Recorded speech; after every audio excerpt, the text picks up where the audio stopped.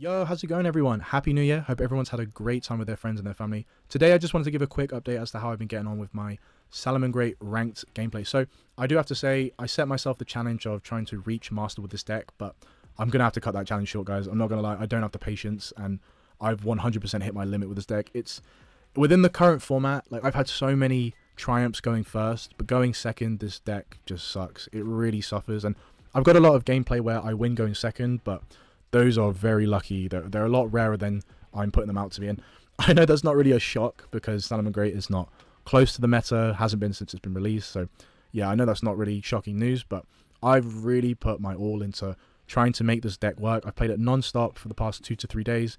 Good 50 to 100 games, so it's a lot of my time. And so I think I've given it a fair shot, but again, it's really not panned out that well, and I got to Diamond 4 with one game until I get to Diamond 3, so I almost ranked up again, but then I got all the way back down to Diamond 5, and I just could not climb out of Diamond 4 ever since. Like, I'd go back up, and I just couldn't go any higher. Like, I just keep going back down to the bottom of Diamond 5, and yeah, I don't know, I've just hit a wall, at least until the 10th of, this month. I'm gonna put a pause on the challenge, just because Branded and Dragon Link are just, they are relentless, guys, and Kashtira, like Fenrir by itself, is a huge interruption for this deck, because if we use any monster effect to special summon or normal summon, we lose one of our most important pieces, and playing around that going second is just awful. So how this video is going to go is I'm going to talk very briefly on the triumphs, and then very briefly on the tragic losses of this deck as well, and then the majority of the video is going to be back-to-back replays with zero commentary. I'm sure some of you will be very happy with that.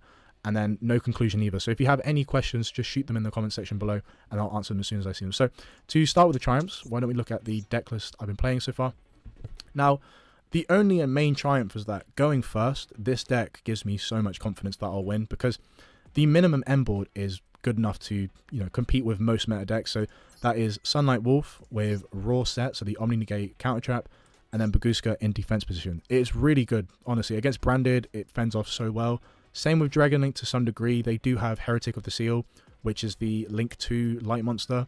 That is a real problem for us, I'm not going to lie. That card, because it can't be negated unless I have Call by the Grave and I'm lucky enough to draw it, then yeah, that card really fucks us over. But in most cases with the current meta, yeah, Baguska alone does so much. But then in addition to that, the strongest end board that we have sometimes is just unbeatable. So the strongest end board that I've managed to get a few times is Sunlight Wolf, using itself as material, Rage set, as well as Raw set, Baguska in defense position, and then Promethean Princess in the graveyard. That board is insane, guys. Like, I've watched my opponents with Branded, Vanquish Soul, Labyrinth, you name it, even Mathmech, try to play through this, and they just can't. Like, it's just insane how strong this actually is. Like, particularly with Mathmech, I would let them keep special summoning until, because I know the deck myself, of course. I'm just going to let them wait until they use up a lot of resources, and then just Promethean Princess alone deals with it. Like, they can't actually stop it, like, unless they've got Call by the Grave. But unless they, yeah, if they don't, it sucks for them. They really can't do anything. And then of course I've got the other cards like Rage, Raw, like counter track. Like, it's just crazy. So yeah, an end board like that is pretty much unbreakable. The only time I lost with it is when my opponent has Super Polymerization within Branded, because the thing about that card, it's just broken. Like, I fucking hate that card. I think it's broken because of 3 reasons and the 3 features of the card. One, it's a quick play spell, so it can be activated in response to any activation that you set or resolute, right? That's the first thing. The second one, and probably the most important one, is that it cannot be responded to. So yeah, counter traps do absolutely fuck all to it. And then 3, it doesn't only use your monsters, but you can use your opponent's monsters, so our monsters, as part of their fusion summon, so they can just play on your turn. Like, it's ridiculous. Like, if they set or even normal summon Fallen the Albaz, it doesn't matter if I have Baguska on the field, and it doesn't matter if I use Rage to try and destroy Albaz, because that is, the smart move, right? They can just they can just use Baguska and Albaz as material with Super Poly, make Mirror Jade, and now they've got a non-target banish. They're playing on your turn, and they can set up something on that end phase to start on their turn. Like, it's just ridiculous. Like, I can't even begin to describe my frustrations with that card, but I feel like I've given a good enough case, so I'm not going to go into it any further. But yeah, that's the only time that my opponent could actually break that end board. Going first was amazing. I had so much fun. I even got a little bit of gameplay because I decided to buy this card. Pyro Phoenix, so much fun to play with this card. When you link summon this card by itself, using itself, sorry, as materials, you destroy all your opponent's cards, and they pretty much scoop from that point, because what are they going to do? Like, they've got nothing, and yeah, it's just so much fun to watch them. Yeah, just think for a long time, which you're not going to see in the replay, so I promise it's not going to be live gameplay of like hesitation, because I know that'd be a bit boring, but yeah, it was just so much fun from my perspective. So that's pretty much the triumphs of this deck. I've already touched on the drawbacks, the tragic losses, but to kind of summarize it before we get into the replays, yeah, going second is just not an option for this deck, guys. So you can have all the hand traps in the world, but in the current format of things, Labyrinth, Vanquish Soul, and now even Branded, do not mind missing a turn to play on the next turn against a deck like Salamangreat, because we don't really provide that much impact within the first summon of our card, you know?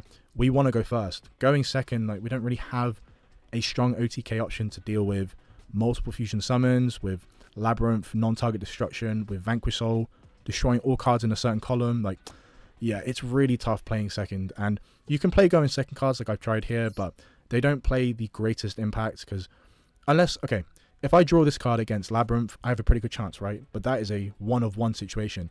This against Branded doesn't really do much, because most players are smart enough to know that if you summon your monsters in defense position, you're not going to fall prey to cards like Lightning Storm, because, well, this will just destroy anything in attack position. So they do dodge this first portion of the effect. So it's just one of those things. And not many people play Link decks, so this doesn't provide as much threat as I want it to. And then, of course, Nibiru. With Nibiru is only good against combo decks, so I might even cut this when Dragon Link gets a bit nerfed and it's not played as much. But against Labyrinth and Vanquish Soul, it's fucking useless. They don't really play... So Labyrinth will never summon 5 times, but Vanquish Soul players are smart enough to know that if they do go near the 5 mark, they play a risk of being Nibiru, and that kills the whole play from there. So they can't afford to do that, and so they always play within 4 summons. And look, fair play to them, very smart, but it's just something that I hate having to anticipate, because I'm like, please just summon one more time, just one. Like, I'm counting down on my hand. I'm counting on my hand in front of me and hoping they get that 5th summon, and then, yeah, Nibiru, and that will win it. But no, they never play into it, and yeah, who knows, maybe I'm just playing the smartest guys, but fair play to them. But oh man, it really sucks. So yeah, that's pretty much the drawbacks of this deck. I think going forward, it needs the release of the support from the TCG. If it gets that, it might become a #1 deck. They have a particular Link 4 monster, which allows them to search cards, so you'll be able to set Rage and Roar consistently with this Link 4 monster. And then, of course, you can add other archetypes to it, which will definitely help the deck going forward. But I think one of the monsters locks you into fire monsters only, so it depends what you're going to try and do. But look, we'll cross that bridge when we get to it. Right now, why don't we go through some of the replays together? Again, they're going to be back-to-back, no commentary, so why don't you enjoy those replays, and then I'll see you in the comments, guys. So enjoy. See you later.